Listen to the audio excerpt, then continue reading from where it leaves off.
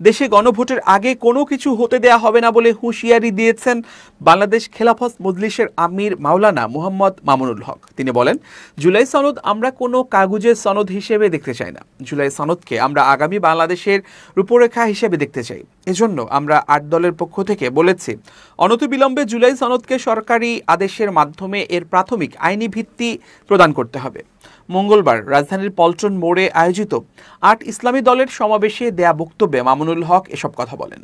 মামুনুল হক বলেন, আগামী জাতীয় সংসদ নির্বাচনের পূর্বেই গণভোটের মাধ্যমে জুলাই সনদকে চূড়ান্ত আইনি ভিত্তি দিতে হবে। এর ব্যত্যয় হলে জুলাই বিপ্লবপন্থীরা বরদাস্ত করবে না। আমরা সুস্পষ্ট ঘোষণা দিতে চাই, আমাদের জুলাই যোদ্ধাদের, জুলাই বিপ্লবের শাহাদাত বরণকারী বীর শহীদদের রক্ত মারিয়ে জুলাই বিপ্লবের জুলাই সনদ বাস্তবায়ন গণভোট ছাড়া বাংলার মাটিতে আমরা আর কোনো কিছুই হতে দেব না। বাংলাদেশ খেলাফত মজলিসের আমির বলেন, আমি জানি না জাতীয় নির্বাচনের আগে একটি পক্ষ কেন জুলাই সনদ বাস্তবায়ন চাচ্ছে না। গণভোট হলে কার কি সমস্যা? জুলাই সনদের গণভোট ছাড়া জাতীয় নির্বাচন হলে যদি তফসিল ঘোষণা হয়ে বাস্তবায়িত হয়, সেখানে অনেক জটিলতা সৃষ্টি হবে।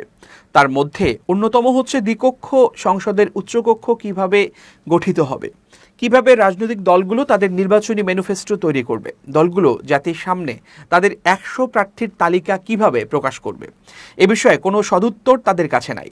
যারা জাতীয় সংসদের আগে জুলাই সনদের গণভোটের বিরোধিতা করছেন, আমরা তাদের সমস্যা জানতে চাই। তাদের কাছে কোনো যুক্তি নাই।